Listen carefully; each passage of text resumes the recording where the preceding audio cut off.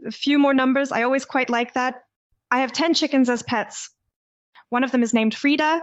I have lived in 9 countries, speak 8 languages, and have 2 children. This problem of risk aversion in Germany.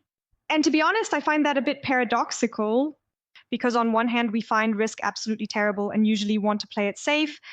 But I believe that successful companies thrive on a certain affinity for risk and that the most successful CEOs are simply more risk-affine. This means that as a cybersecurity officer, you should first get a feel for it because communication is always between people. This means you need a certain level of emotional intelligence.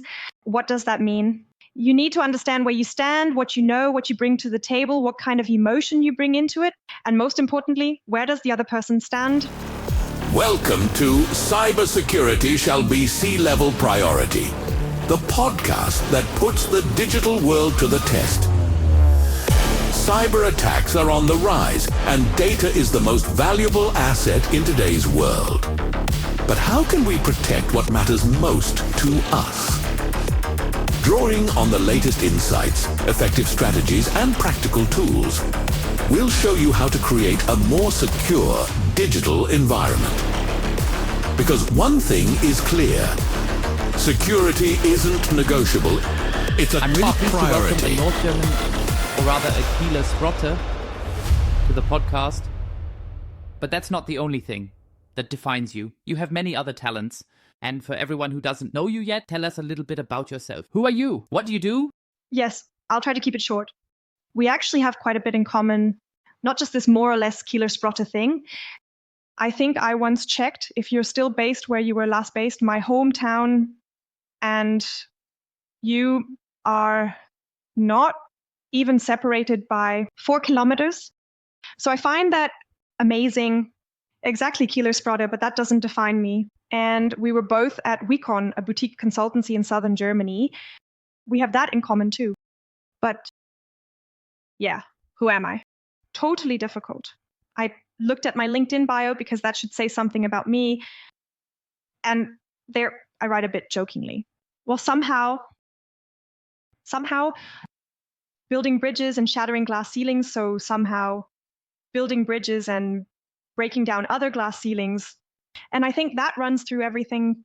So I think this sounds super pretentious now, but that you always need a bit of destruction and creation at the same time.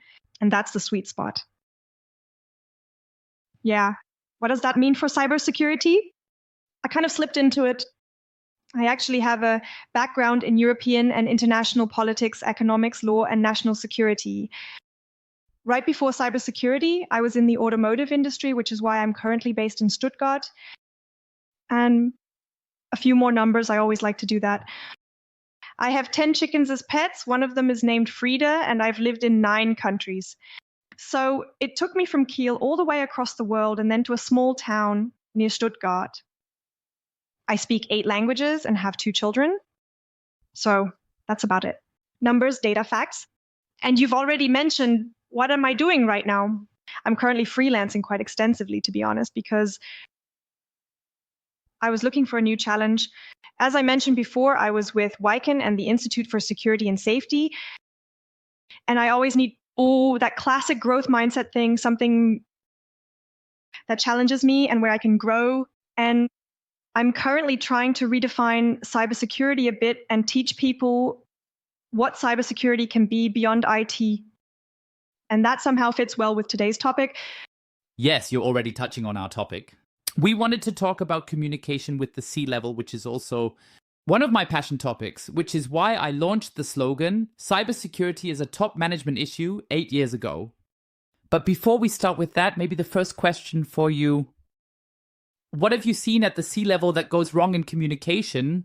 Well, I think it often depends on communication with the C-level. And then it depends on who are we talking about. We usually talk about a C like that. But then the question is, where is the CISO positioned in the organization? And then it's about whether it's a communication on equal footing. In other words, you have a CISO who reports directly to the CEO. They have this seat at the table. The CEO or the other executives listen to them because they are simply part of it. And they also have management skills, otherwise they wouldn't be in that role. I hope that all CEOs have these management skills, because otherwise they wouldn't be sitting there. And that's a communication that works super well, easy peasy and normal. The problem is rather that many CISOs are not really these true C-level players. And that is sometimes also quite an organizational issue, because you have in many, well, we're talking about large organizations that have this whole C-level stuff divided into 1,000 subdivisions that report to a CIO, for example. And that already means that security is not on the same level as, for example, the management of an operational or an innovation IT. Instead, it's somehow below and not parallel. And this constellation alone creates power structures that can sometimes be difficult. Because if you already have a CISO who doesn't report directly to a COO, but to a CIO, and who then has to explain it to the COO, you have a kind of telephone game. And then you also have often the problem that you have this somewhat invisible SME sector. They don't have a CISO, they don't have a CIO, they just have so a guy who last stuck down and is now suddenly responsible for the entire IT and everything that somehow comes up, and everything that is borderline related to a phone, a leftover computer in the worst case, even some OT and awareness and insiders, everything he has to deal with is thrown onto his desk, or someone who is about to retire. Exactly. These are also the classic examples for me. Yes, someone who somehow slipped into it, and he is not management and he has no management skills.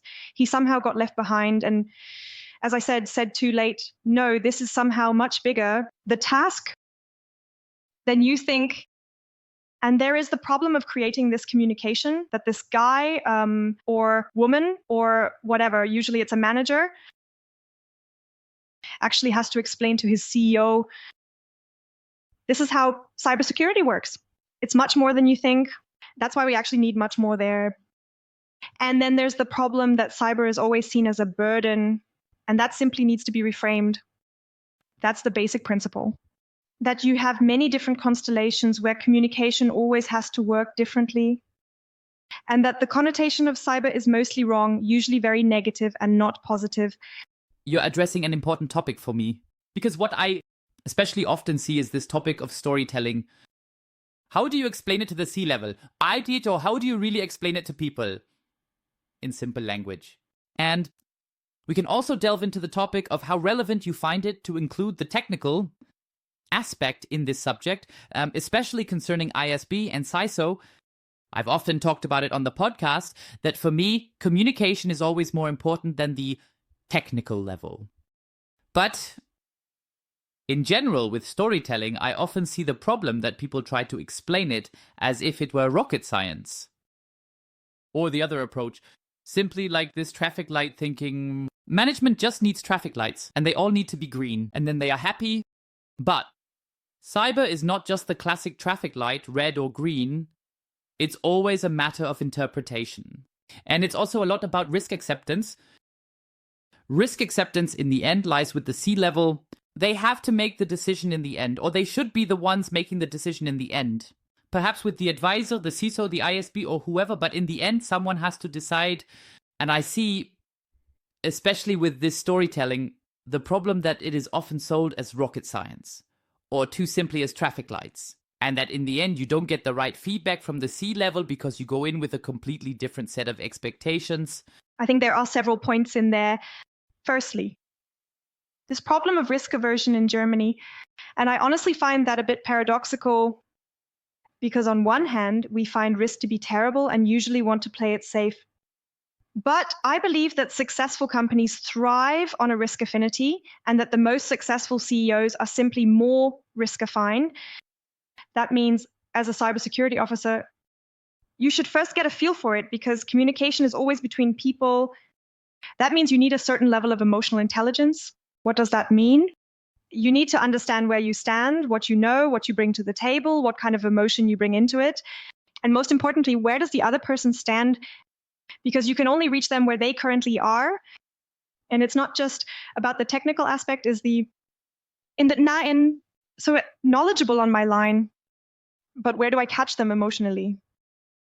And if, for example, as a cybersecurity officer, I project and believe that my CEO is very risk averse, I try to sell 100% security, and then I make a traffic light and say red, yellow, green, and try to present it in a very striking way.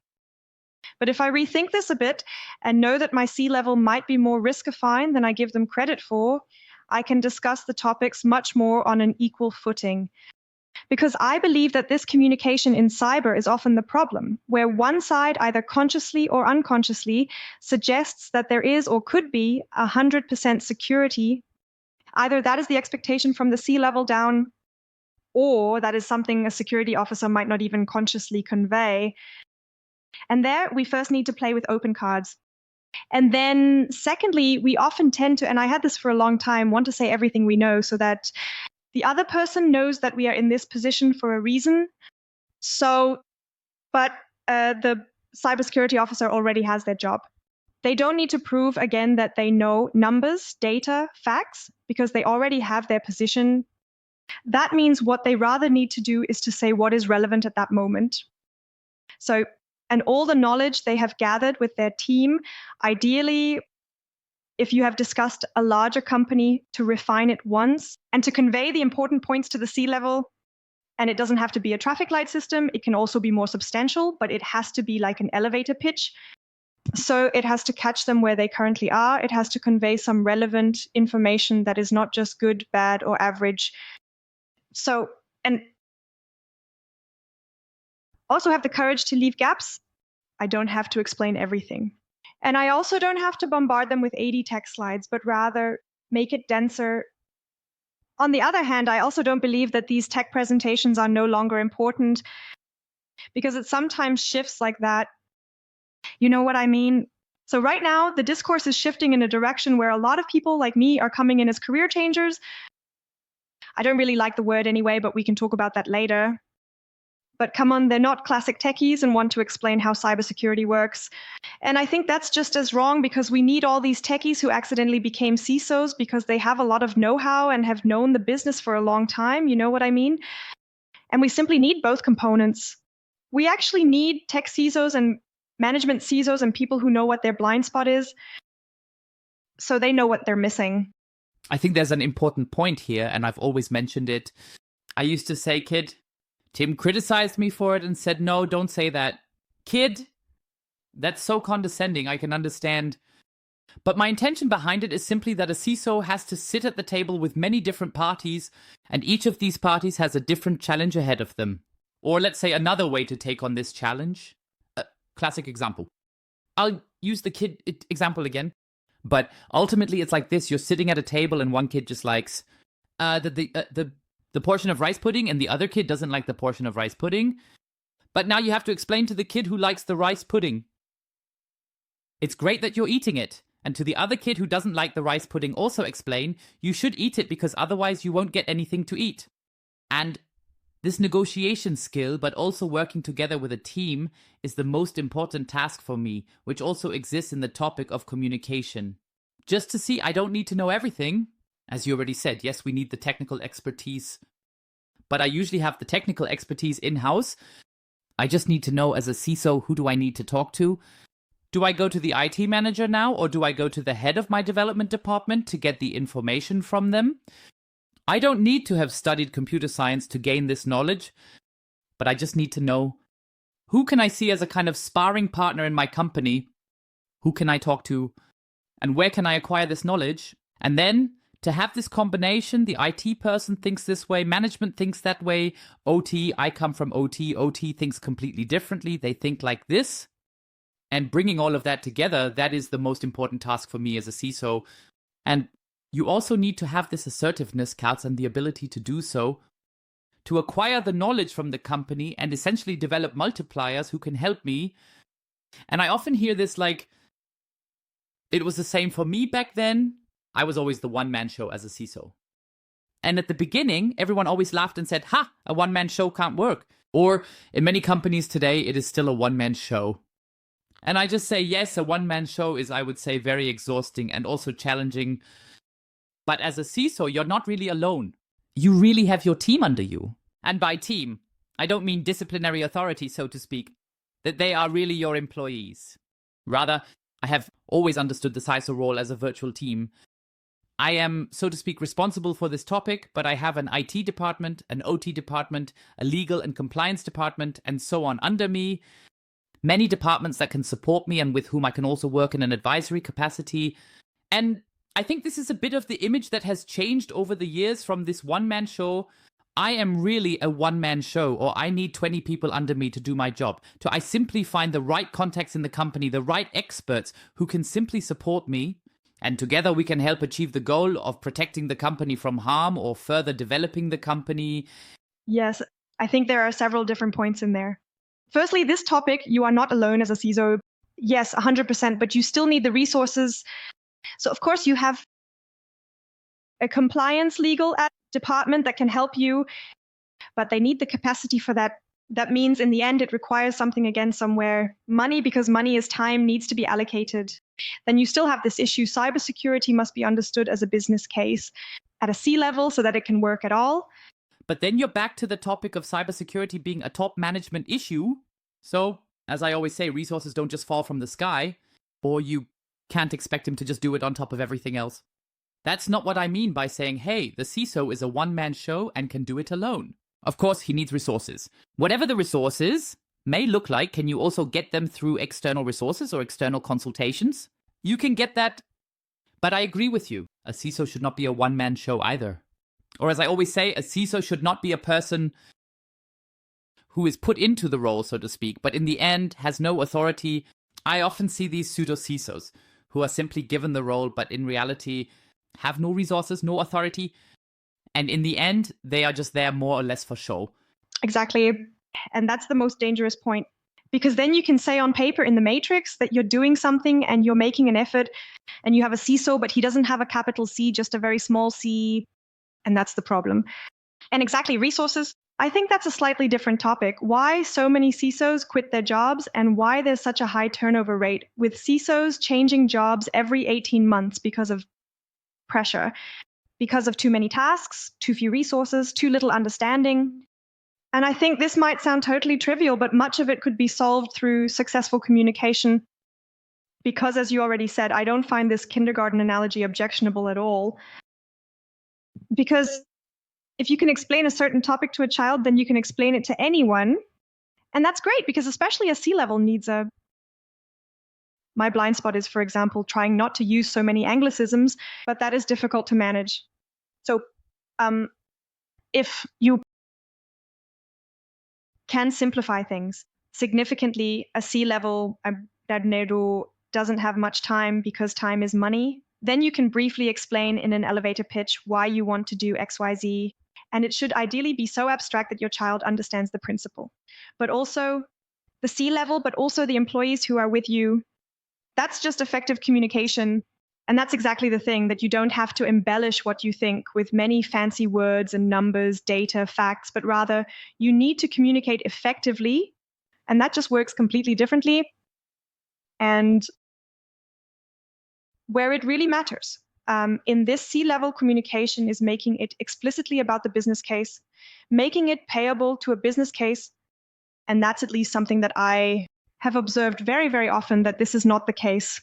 And that even a cybersecurity or cybersecurity officer themselves, or it can also be corporate security officers, always portray security in a very, very negative light.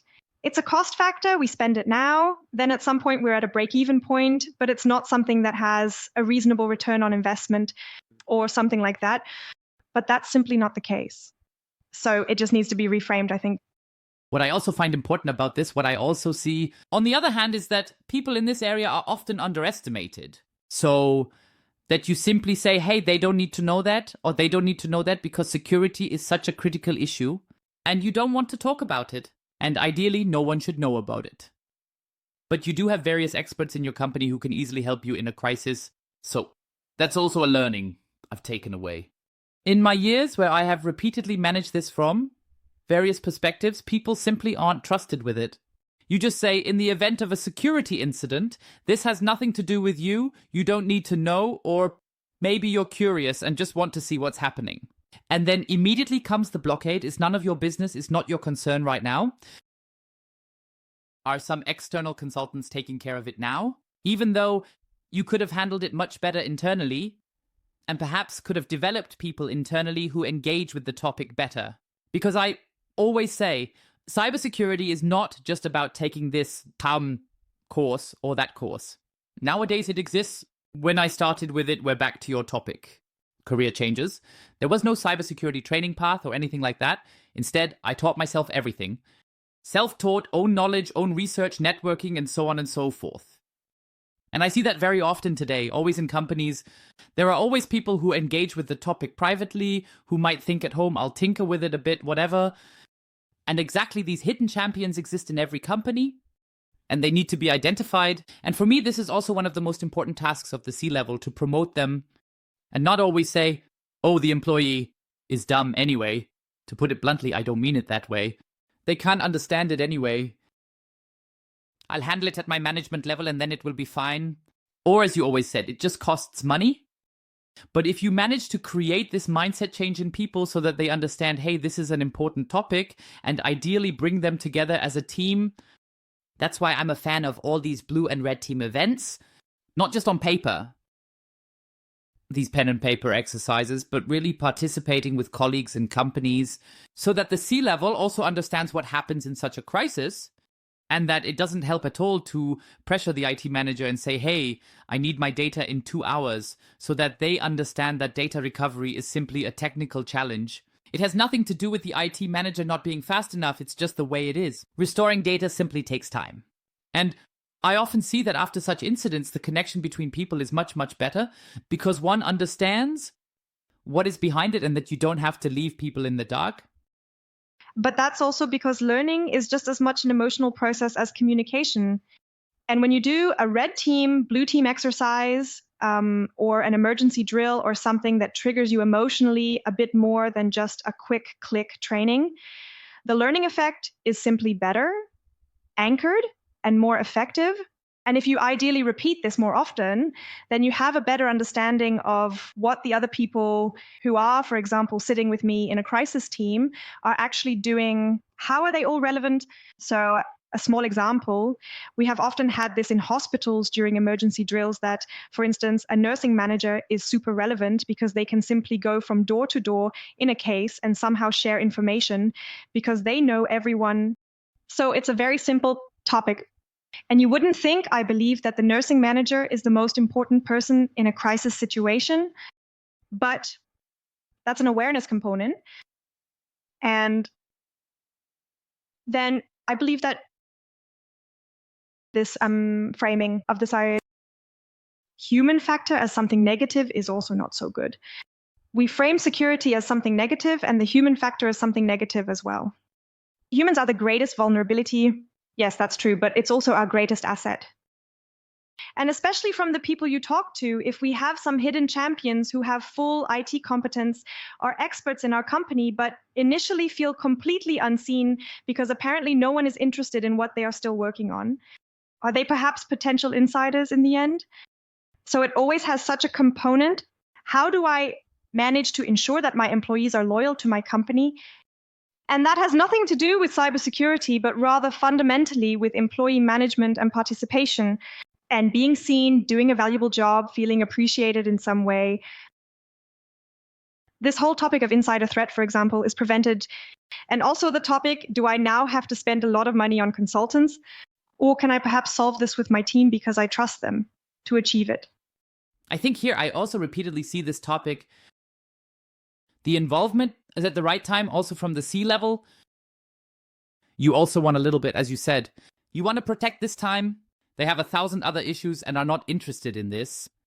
So my personal opinion is there are, especially on the technical level, many people who are very interested and who also want to know a lot about it and who find it great when proactive actions are taken. For example, I recently had a board meeting where we presented a project in the area of CYBERSECURITY, and the board explicitly praised it. That before, so to speak, the regulation, in this case it was DORA, came out, we had already acted proactively. Not only created a document as everyone else did, but acted proactively. And We entered into the conversation. More or less, it was then said that, well, it will go quickly, take a few minutes, there will hardly be any follow-up questions, and then you'll be out of there again because it's uninteresting. And it was totally funny because it was exactly the opposite. So there were a lot of questions, even deep questions. There was also a lot of interaction with the supervisory board who understood it, who wanted to know more about it, and who, so to speak, praised us for this project. And I found that a nice gesture because it also showed that sometimes this prejudice, yes, security is so uninteresting, nobody cares, has also changed in the meantime. And this was not just one example, but I have seen it in many projects, that this awareness, I don't like the word, but it fits best, that this awareness has also grown at the C-level or even in the supervisory board and is no longer seen as just security, is now the ball and chain. But what I said years ago, I made a nice PowerPoint back then with a boxing match. On one side sits fear, and on the other side sits the opportunity in cybersecurity. And then I always countered with arguments, and in the end I said, hey, knock out the fear because the opportunity is greater. And this exact phenomenon is happening now. People are seeing more and more opportunity in cybersecurity instead of always this fear. And that's also the reason why I keep saying, people, let's stop only talking about fear topics. Yes, we need this basic awareness in these fear topics when that something is happening. So I also find it bad if we don't hear anything about any cyber attacks anymore. But I also don't think it's good if we talk about these cyber attacks every day and the next municipality that has been attacked, because that also leads people to resign and say, what else should I do? Because in the end, it's a mindset. Yes. And so several points. Firstly, headlines also lead to a kind of habituation effect. The more often you read it, the less you actually care. So it's not that there is a higher awareness to stick with that word, but rather this, as you mean this, well, what can we do? There's nothing. Then I would fundamentally translate the topic of awareness into security culture and corporate culture, because that hits the core much more of what we want. Because awareness has something super paternalistic about it. Again, like I'm teaching you something and then you're aware. But it's much more about us living a security culture together and a corporate culture that is safe. So, and this momentum of cybersecurity is kind of there right now because we are talking about cybersecurity. In the past, it was said that the IT guy does everything. Then information security was a bit of a trend. And now cybersecurity is just a buzzword. We chase the pig through the village once, add a bit of AI fuel. And then it interests even more CISOs and CEOs. But we also have to take advantage of that. I think we then have this topic of cyber Germany, and suddenly we might be more risk-affine than we once were. Because that's what you mean, that the C-level is already interested. What exactly are we doing there? And can we maybe try something out? And trying out is always a factor of uncertainty. You best do everything the way it has always been done. For example, like when you have some kind of reporting chain or have determined and assessed a risk, and you've always assessed it that way. And the success lies in reassessing things, especially in security, in risk assessment, etc. And I think we need to practice that and take advantage of the current momentum so that it remains, because I can well imagine that in, I don't know, a few years, no one will talk about it anymore. And then again, exactly this momentum was missed. And you can see that with AI-fueled cyber attacks, where it said, well, we can't catch up. What are we supposed to do? They're better than us anyway. But we can also try to be a bit more proactive so that you know what I mean, so that we don't just fall into resignation, right? Yes, exactly. You often see that, but also always with this point, fear, right? Because you see it. Others haven't managed it, then I won't manage it either. And it's the same. With this story, where should I even start? Right? When I look back at the beginning of my career, especially in this field, certificates, it was always a question for management. Why are we doing this?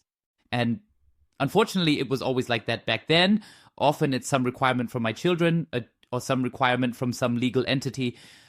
And that's why I have to do it. And back then, I always said, if that's your motivation, then it's always the wrong motivation. Of course, you should do it to fulfill all the compliance issues. But you should also consider for yourself, what topics can I achieve through this and what can I accomplish with it to achieve this with my company as well.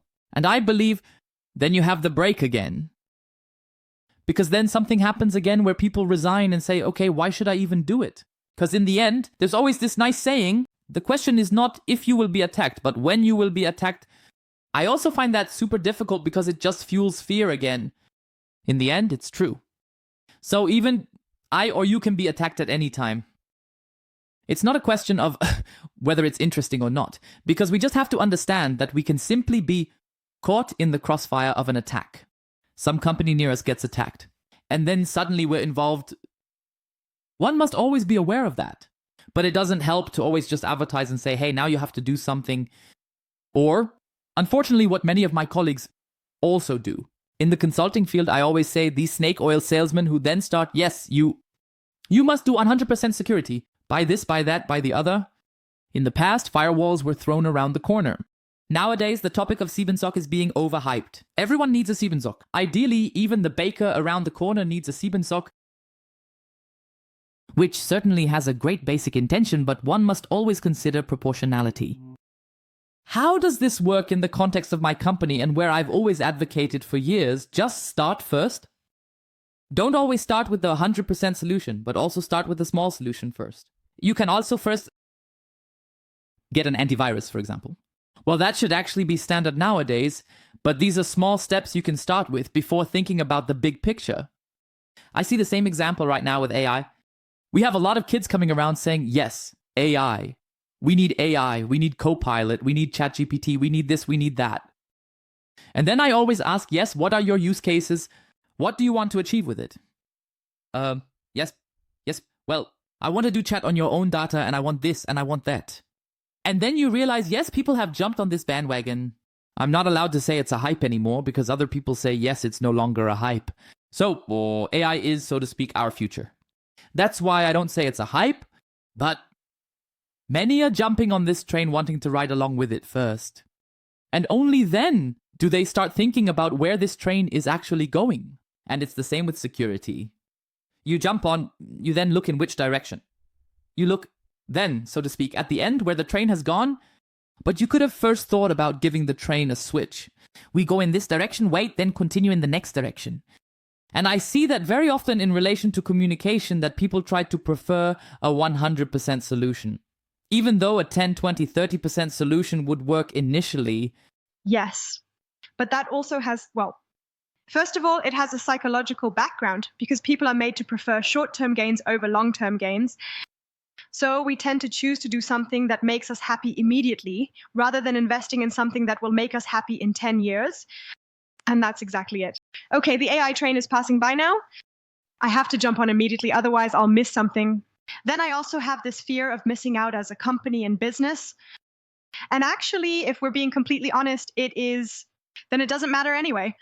Oh, can I swear on your podcast? You can swear here as much as you like. Don't say that, I really swear a lot. So, no, but it doesn't matter because that's storytelling again. I want to belong, I want to be a front runner, and that's why I want to do AI.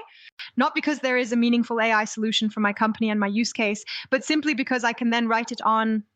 We also use AI, and I don't think that's terribly reprehensible because we can really use it to our advantage in cybersecurity because they want to jump on board, or some companies want to jump on board now because cybersecurity is a trending topic. So we're joining in too, and you can use that quite well for yourself. So you have to steer it and fill it with content, of course. And then back to this compliance and legal topic, that might also be very controversial because most people don't actually see it that way. But I believe in being compliant. But I'm also a big fan of, yes, the law and regulations, that being compliant is already a value in itself. So you can simply have it as a goal because that's what laws are for. I think your goal can simply be, there are these regulations, if you somehow, and I already want to be compliant because then we've still won. I think it doesn't have to be so incredibly, so intrinsic, this motivation. Now, somehow itself, position the company as more cyber secure, that can also be good. But maybe I want a TISEC certification, then I should perhaps do something now, and then it might also be a competitive advantage for me. And then it's also a business case because maybe an OEM will choose me as a supplier over someone else or has to choose me because I need to be certified. You know what I mean? Especially in the supply chain. Yes, I can understand that. But the point is to interject there. Because of compliance, which I always find problematic, with compliance, due to a legal requirement, whether it's the IT Security Act 2.0, not 2, whatever, everyone is suddenly supposed to implement it. And I always think whoever hasn't understood it by now won't understand it through not 2 either. And that's what I find to be the fallacy of it. Compliance, I agree with you. We need these guidelines. We need something to get the ball rolling. And so that even the most remote person also understands or that something needs to happen. You can stick with the masculine form if you like. But the point is, at the end of the day, you won't be able to convince those who still say, I don't want to or I won't do it. No, but do you have to convince them? I think some will just do it and say, yeah, fine, or they will release authorizations or resources so that someone in their company deals with it. They themselves are not convinced. There are still managers who think, such nonsense, we won't be attacked anyway, whatever, we don't need it. But they still free up resources so that this process gets rolling. You know, I mean, it's like it can be well related to society, exactly, when you say, I'm not going to run over my neighbor because that's illegal. And then I end up in jail, which protects my neighbor because I don't run him over. And in the end, we've all won because I didn't run him over. And did I do it now? Out of intrinsic motivation, because I believe I shouldn't run over my neighbor, or because there is a law. It's a bit of a chicken and egg situation.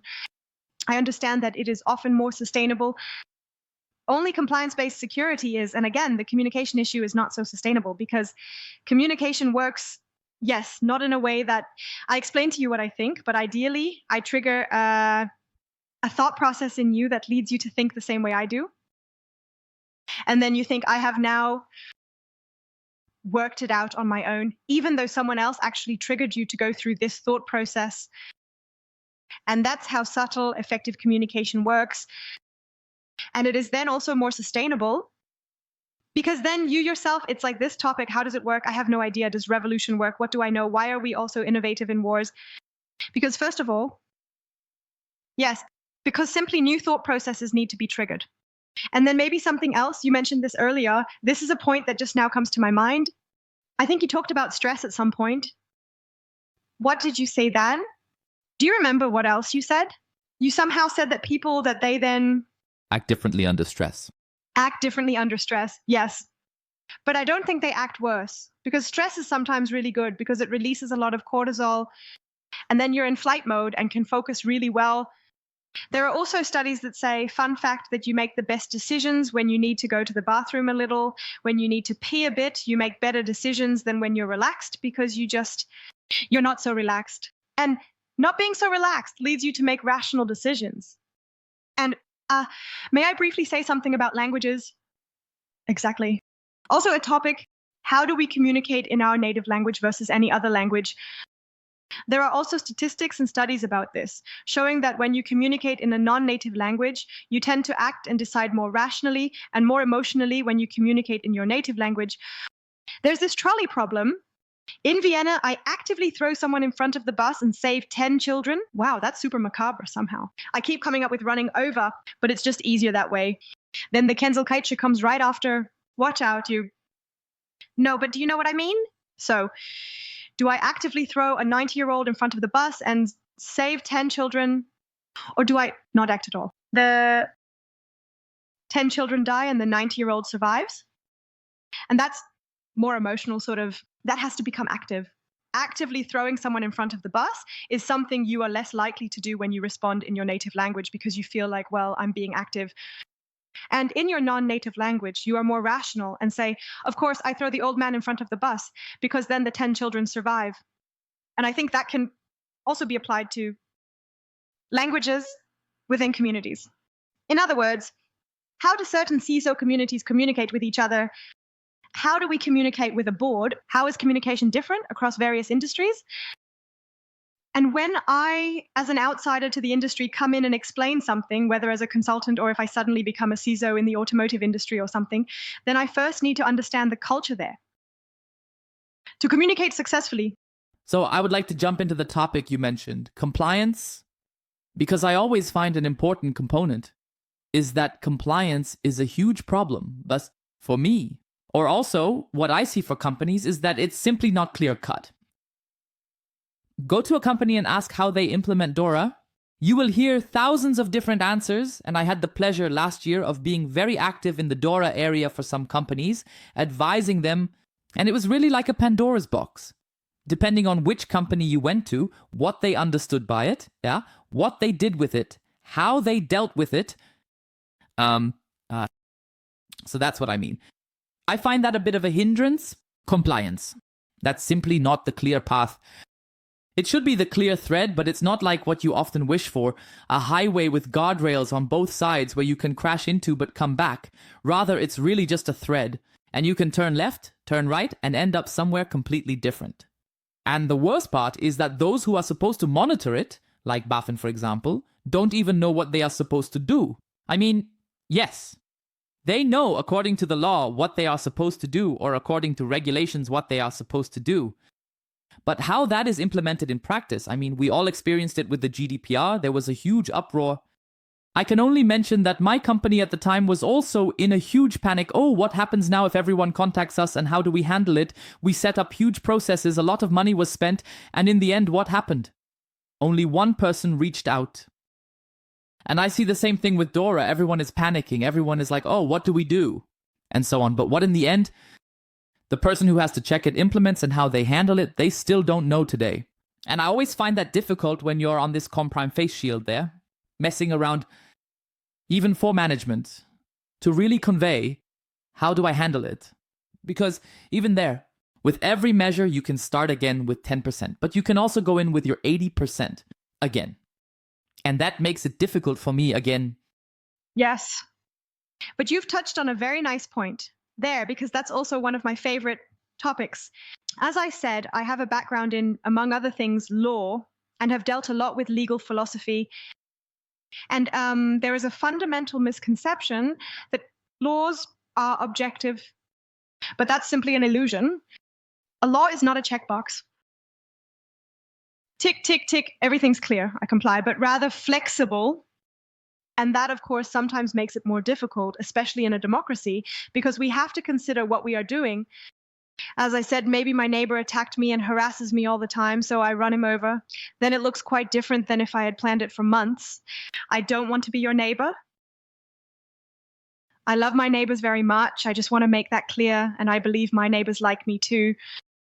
But it always has to be seen in context, and that's how all laws work. But that's also something that is somehow miscommunicated. And again, just like security, it's a communication problem. Security is not 100%, and neither are laws. Laws are so flexible. In the end, the one who is usually more powerful wins, mostly in this case, has more money. So if you have a case XY, the one with the more expensive lawyer is most likely to win because they can get you out of trouble more easily. And this is true both on a national level and especially when we look at international law. So compliance is always, or lawmaking is always the lawmaking of the stronger in the end. But that means we also have to think about everything, of course. And there's the problem that we in Germany always have this approach of really ticking every single box. You can see this just with the implementation of the GDPR in Germany. No other country has... In no other country does every doctor's office somehow distribute forms. We process your personal data. Please sign here. And every small club has checked if they somehow have a dummy camera in the basement, and then they think, I'll put a sign on it saying, you are under video surveillance. This is simply this overzealousness in Germany. But if we understood the law a bit differently and actually sat down in time, or if authorities together with company representatives sat down, then I would say that is a very, very good way for us to collectively consider how, for example, 9s2 can be implemented effectively. And also, for example, how reporting paths are structured and how things are evaluated, and create such a roadmap before even implementing the law. And then also before companies even start implementing anything, we can do it much more proportionally, but we don't do that. Most of the time, we wait a long time and act, especially with European legislation, as if it came out of nowhere and as if it hadn't been developed through a long process. And then everyone panics and says, we must be GDPR compliant by tomorrow. And then the authority says, we don't really know how to do this, so we will delay everything for a long time. You know what I mean? I think we just have to say goodbye to that idea somehow. And if we want a checklist, then we need to create a checklist beforehand. And then the checklist must be minimal, because the beauty of the law is that it can be adapted to its context.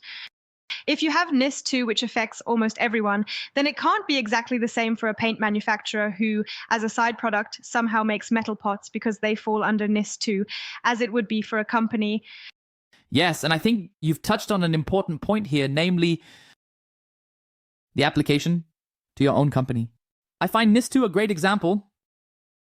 The BSI has released a great test where you can find out if you fall under NIS2. And when you go through the questions, you almost always end up under NIS2. And then I just think, can it really be the intention of this law, which hasn't yet been implemented into our national law, to really affect everyone? And then you also have the problem that, for example, the EU interprets these and or questions differently than in our draft law in Germany. And you have to look at that again, right? I think you can see a bit of that here. And that's also what I always tell everyone at the C-level.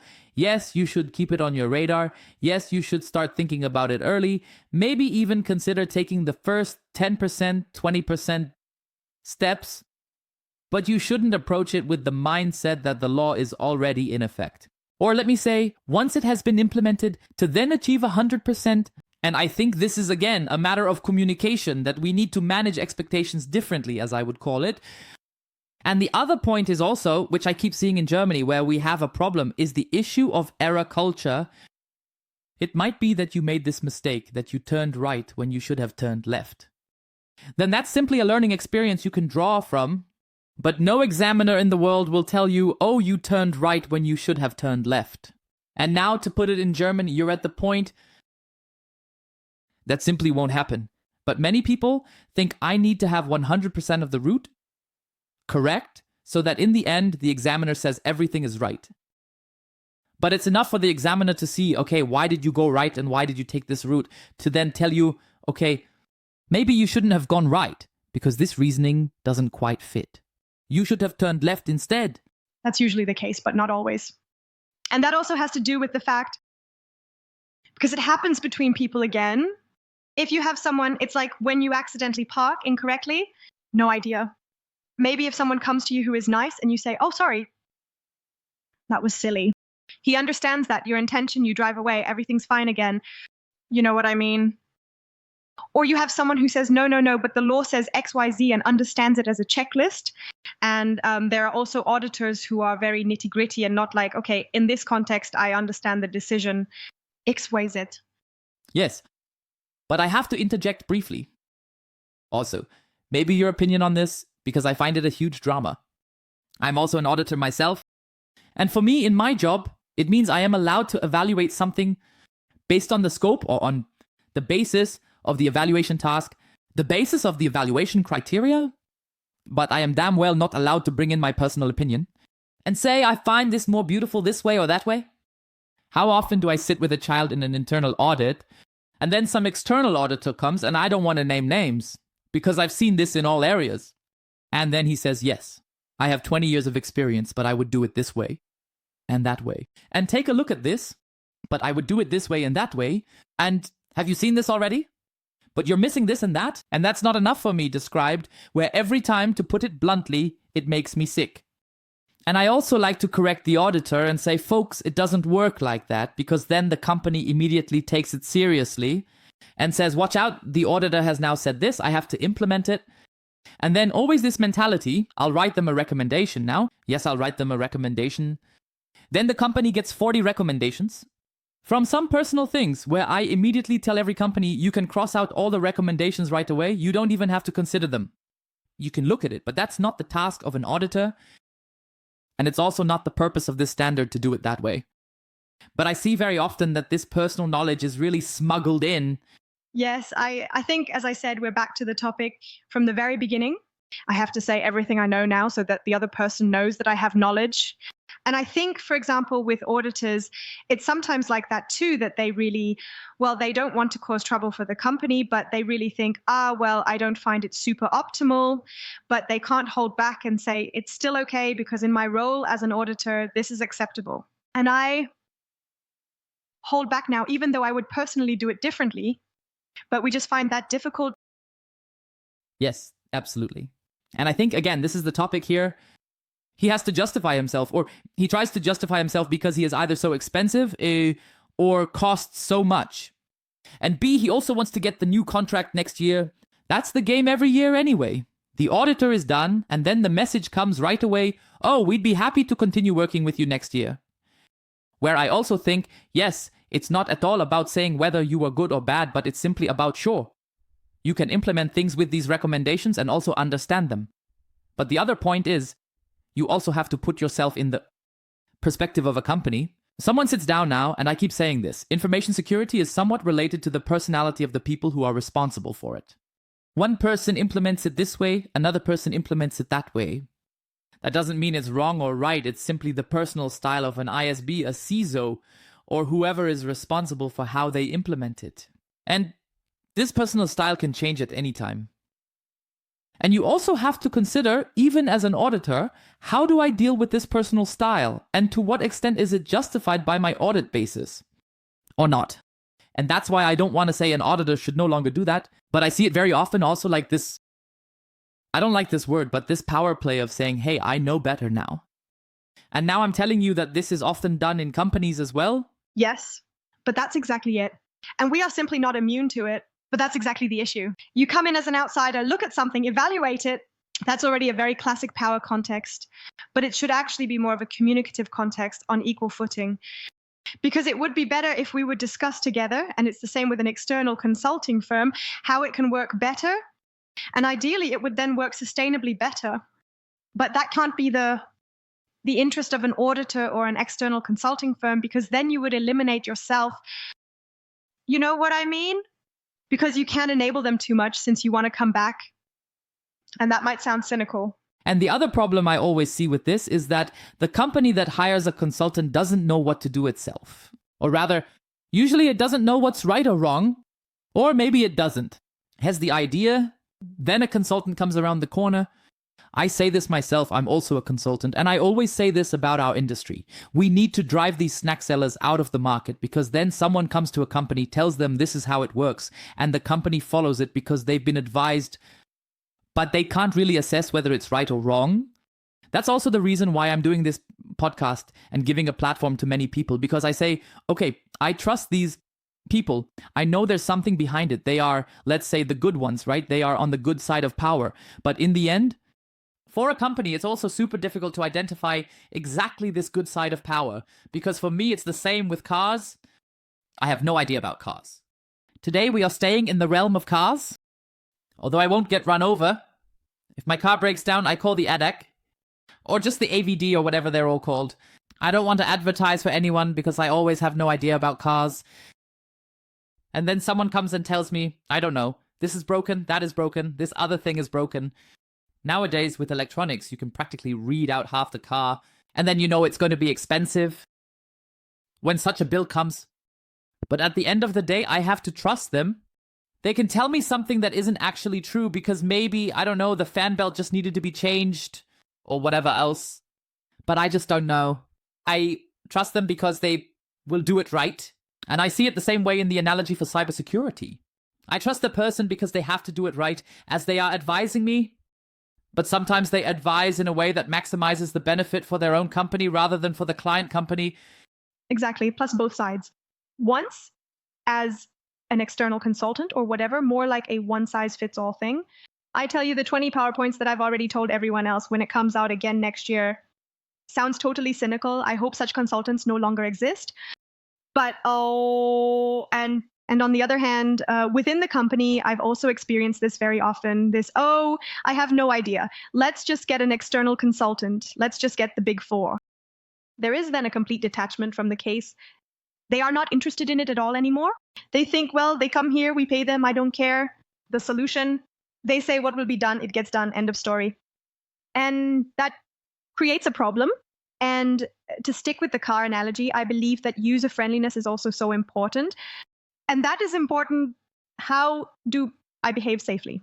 How am I compliant? It has to be as easy as possible. That was your checklist expectation from the regulation, because it should be as simple as possible. I also drive a connected car. I absolutely love talking to my car. It's filled with my data from top to bottom simply because it's super important to me to have a great experience sitting in my car. Risk affinity, meaning makes me more vulnerable than if I were driving around in an old clunker, at least in terms of data security. Yes, if you run over the neighbor, it immediately reports to the police. Yes, I have to check again because of that. No, but you know what I mean. You just have to make it easy for people to act the way you want them to. That just has to be the easiest way. It has to be the easiest way, or the easier way than not doing it. And if it is so, and if, for example, it becomes easier to do business, it can be like that too. For example, in the second case, it's a pain in the ass, but afterwards it's easier for you to do business, you still do it. Because that's the easiest way for you to be successful in the long term.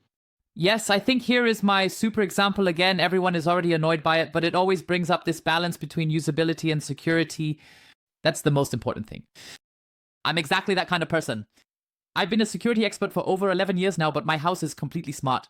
Alexa is here, the vacuum robot works here, and so on. And everyone always criticizes me and says, but you're a security expert. I recently had such a discussion with someone. Nico, you're a security expert. Why do you use all these smart home things and Alexa and this and that? And I always say, that's exactly the problem. Many people always think, yes, security, Alexa must not get my data, this, that, the other. And I think to myself, yeah, who cares? Let them always get my data. Let them always know when my kids wake up or whatever. What sounds are here? Someone has to live with that, but I have the luxury of saying, in the evening I give a command, everything turns off, everything goes down. Yes, I am someone, also a lazy person. I must admit, that's the kind of comfort I want to have. Just like you gave the example with the car, I also want a car where I get in, when I drive to my client meeting, the car already tells me, look, we have recognized the following appointment in the calendar. Here is the navigation. You need to plan for this much remaining time. Because of traffic jams, this, that, and the other, these are all comfort features. I want to have them, and I see it again and again also. This hypocrisy sometimes regarding the topic of data protection, that's a horror for me anyway. The best example, we already talked about it in the preliminary discussion, for example, the topic of children, who among you knows this? There is a children's or a school group, and then the most important thing is always no pictures are allowed to be shared. You immediately get stress from all sorts of parents. A picture has been sent via WhatsApp, or the best is when pictures are sent via WhatsApp, but then with little smileys on them or something, where I always think, folks, that doesn't help anyone either. Or like this, I don't want to give away my data, but I have an account on Facebook, Google, or X, or whatever they're all called. And then always standing there again, yes, my data is important, but I always use such services. And I always say, yes, I don't want to judge that because it's the same for me. I also use WhatsApp. I also use Facebook. I use all of it as well. But I use it with a different awareness of the topic. I have also taught this to my children and said, be careful, dear children, when you use such media, always think about whether what you would post is something you would hang on your front door. So, not approaching it with this awareness to say, yes, there are security settings, this, that, the other, because that's bullshit. In the end, the kids get everything anyway if they want to. And you are then also the transparent person, and you have to think about it and say, okay, I have to approach it this way. And the same with my data. For companies, data is simply the most expensive. Everyone knows that all the big corporations, all the, let's say, unicorns in the world, they often operate through the data of the mother. That's just how it is. The concept is to sell data, send you personalized advertising, and so on and so forth. And you simply have to face this issue and say, hey, I want to use an Amazon, I want to use a Facebook, whatever it is. Then I also have to deal with this data. These are two big players. Everyone seems to do it, but at the end of the day, I have to confront this issue, Or I always say, no, I don't want to reveal anything about myself. Then I shouldn't use a phone. Then I shouldn't use a car. Then I shouldn't even use the internet in my house, because that's just how the modern world works. But that exists too. So I think, again, because the topic is communication that exists. There are these people who try to isolate themselves, and also with their children, no phone, no media, nothing at all. Then it's safe. But that's just a suggested safety, because eventually they will use it and then they are not enabled. And then they have no idea how their data, for example, can be monetized. And then they release everything because they don't know. So what I find super important is to enable people to make their own decisions. So myself as well, and others too. And if I decide that I still want a vacuum robot, I would buy it again anytime, because like the topic of monetization, you and me, and it saves me an incredible amount of time, which we can then use for other things. Or if my car already tells me how long it will take to get somewhere, I don't have to figure it out myself. I've saved 2 minutes, and that's worth it to me. You just have to be aware that the currency is no longer, I pay somehow, I don't know, such and such amount of money, for example, for an assistant. Instead, I pay with my data to have a technical assistant. It's the same topic, again, the AI bridge with ChatGPT, etc. And just briefly about social media again, also communication. It's incredibly important for people to present themselves. I think that's why, because I always wonder, why do you post your children everywhere? Even with a silly, I don't know, monkey sticker on the face, just leave it. No one needs to see your children, but we have such a strong urge to share. That's why the two of us are talking now. It's not like we're immune to it either, but it often happens with children too. And I see it very often in my circle of friends and acquaintances that no matter how often I say, just don't post your children in the bathtub, whether there's a monkey sticker on it or not, just don't do it, please. 100% will do it again tomorrow anyway. And it's not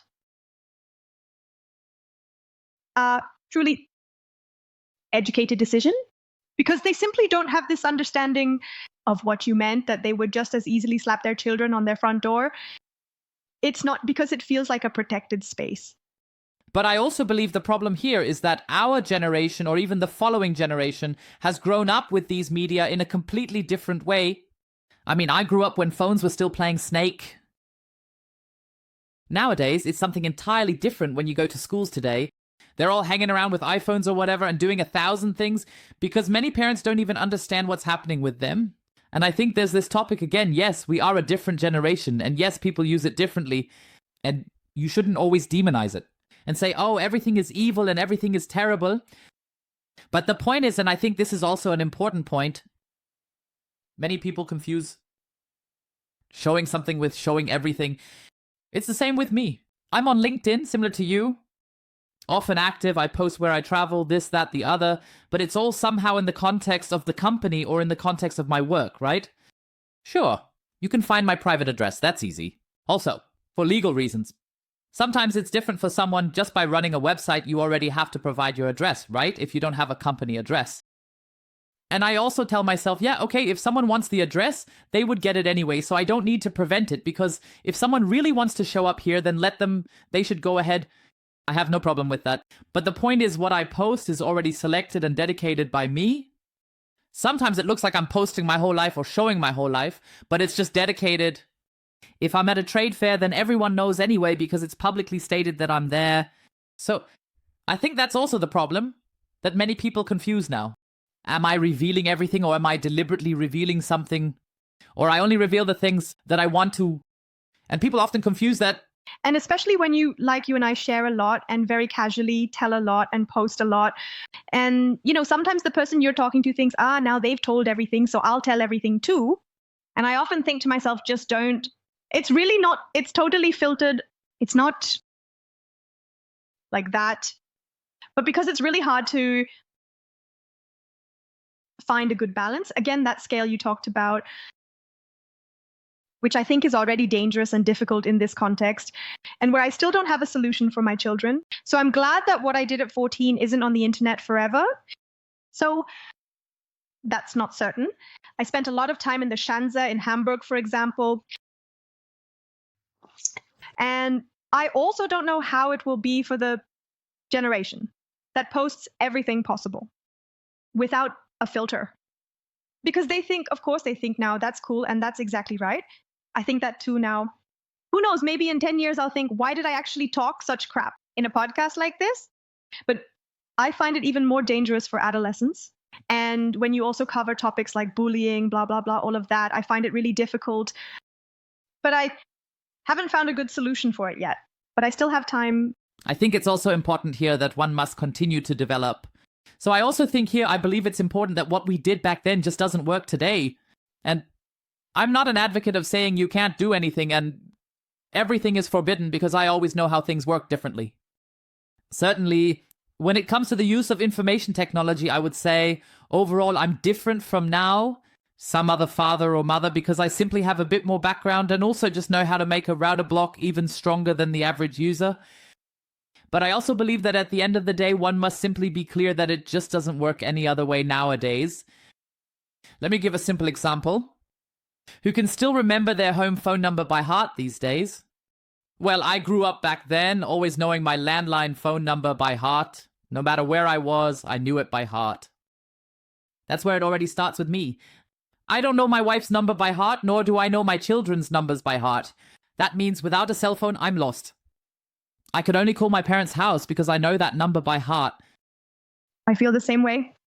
I actually feel the same way when I think about it now. But that also has to do with what tasks we fill our brains with. So I don't memorize the number because I have to, and because it's not a skill that benefits me in any way. And because it's not brain capacity I want to expend. So, but yes, as you say, communication is essentially the same with growing children as it is with C-level executives. You have to enable people to make educated decisions themselves, ideally, and sometimes they are wrong. Open error culture. Absolutely. And I also believe we didn't just fall from the sky. We also have to deal with this new way, even as parents. How do you deal with it? But before we get run over by the neighbor again, let's talk. And also, since we've digressed a bit, I wanted to ask you a provocative question, because I hear it very often, or rather it's always associated with this topic of C-level communication. Is brought up, what advice do you give to someone who asks, especially from the C-level, how much money should I spend on cybersecurity? As much as necessary, as little as possible. I think that perfectly captures this proportionality period. I have a business case explained to me ideally by my CISO, or perhaps ideally a management CISO who can briefly explain to me. It also depends on the context and the company. For some, for example, reputational damage is incredibly high and much more damaging than for any other company. Then I have it calculated for me. Of course, it's a bit like a crystal ball because no one knows exactly, but attach some numbers to it, not a traffic light, but a few numbers.